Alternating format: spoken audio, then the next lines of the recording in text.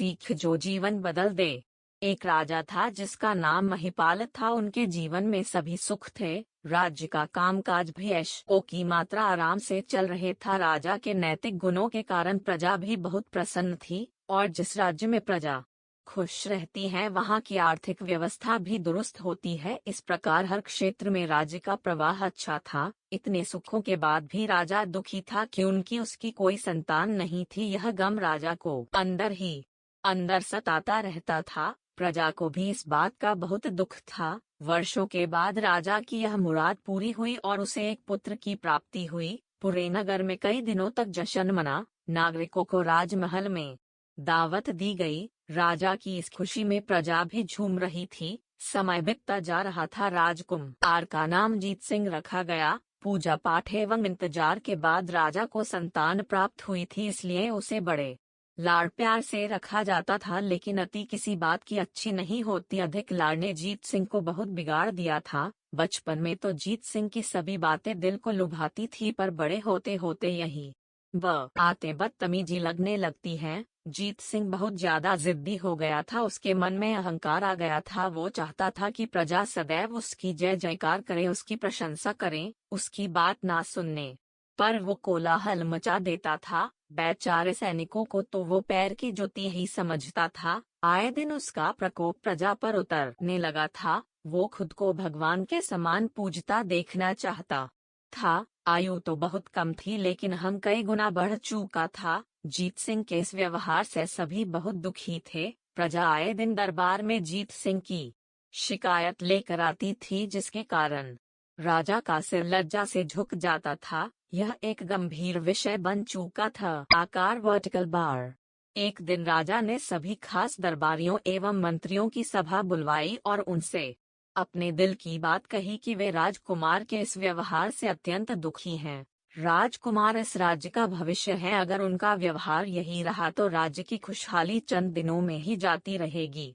दरबारी राजा को सांत्वना देते हैं और कहते हैं कि आप हिम्मत रखें, वरना प्रजा निसहाय हो जाएगी। मंत्री ने सुझाव दिया कि राजकुमार को एक उचित मार्गदर्शन एवं सामान्य जीवन के अनुभव की जरूरत है। आप उन्हें गुरु राधा गुप्त के आश्रम भेज दीजिए। सुना है वहाँ से जानवर भी इंसान बनकर निकलता है। यह बात राजा को पसंद आई और उसने जीत सिंह को गुरुजी के आश्रम भेजा।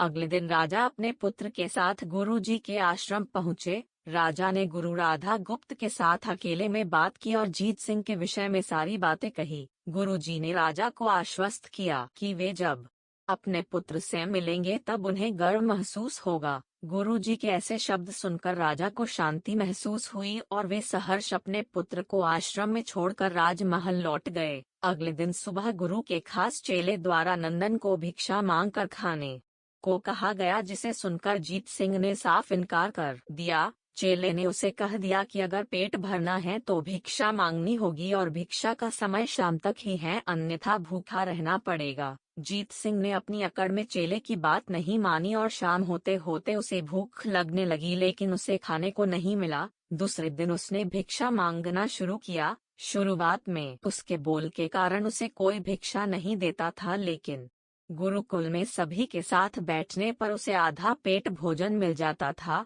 धीरे धीरे उसे मीठे बोल का महत्व समझ आने लगा और करीब 1 महीने बाद जीत सिंह को भर पेट भोजन मिला, जिसके बाद उसके व्यवहार में बहुत से परिवर्तन आए। इसी तरह गुरुकुल के सभी नियमों ने राजकुमार में बहुत से परिवर्तन किए, जिसे राधा गुप्त जी भी समझ रहे थे। एक दिन राधा गुप्त जी ने जीत सिंह को अपने साथ सुबह सवेरे सैर पर चलने कहा। दोनों सैर पर निकल गए। रास्ते भर बहुत बातें की। गुरुजी ने जीत सिंह से कहा कि तुम बहुत बुद्धिमान हो और तुम में बहुत अधिक ऊर्जा है, जिसका तुम्हें सही दिशा में उपयोग करना आना चाहिए। दोनों चलते चलते एक सुंदर बाग में पहुंच गए, जहां बहुत सुंदर सुंदर फूल थे, जिनसे बाग महक रहा था। गुरुजी ने जीत सिंह को बाग से पूजा के लिए गुलाब के फूल तोड़ने कहा। जीत सिंह झट से सुंदर सुंदर गुलाब तोड़ लाया और अपने गुरु के सामने रख दिए। अब गुरुजी ने उसे नीम के पत्ते तोड़कर लाने कहा। जीत सिंह वो भी ले आया। अब गुरुजी ने उसे एक गुलाब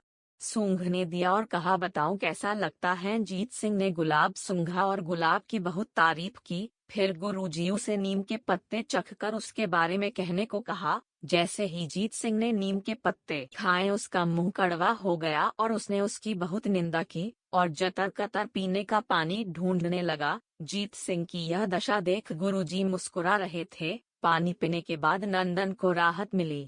फिर उसने गुरुजी से हंसने का कारण पूछा। तब गुरुजी ने उससे कहा कि जब तुमने गुलाब का फूल सूंघा तो तुम्हें उसकी खुशबू बहुत अच्छी लगी और तुमने उसकी तारीफ की, लेकिन जब तुमने नीम की पत्तियां खाई तो तुम्हें वो कड़वी लगी और तुमने उसे थूक दिया और उसकी निंदा भी की। गुरुजी से जीत सिंह को समझाया, जिस प्रकार तुम्हें जो अच्छा लगता है तुम उसकी तारीफ करते हो, उसी प्रकार प्रजा भी जिसमें गुण होते हैं उसकी प्रशंसा करती है। अगर तुम उनके साथ दुर्व्यवहार करोगे और उनसे प्रशंसा की उम्मीद करोगे तो वे यह कभी दिल से नहीं कर पाएंगे। इस प्रकार जहाँ गुण होते हैं वहाँ प्रशंसा होती है। जीत सिंह को सभी बातें विस्तार से समझ आ जाती हैं और वो अपने महल लौट जाता है। जीत सिंह में बहुत परिवर्तन आता है और वह ओ की मात्रा बाद में एक सफल राजा बनता है। गुरु के सीख ने जीत सिंह का जीवन ही बदल दिया। इस कहानी से हमें यही शिक्षा मिलती है कि हम में गुण होंगे तो लोग हमें हमेशा पसंद करेंगे, लेकिन अगर हम अवगुणी हैं तो हमें प्रशंसा कभी नहीं मिल सकती।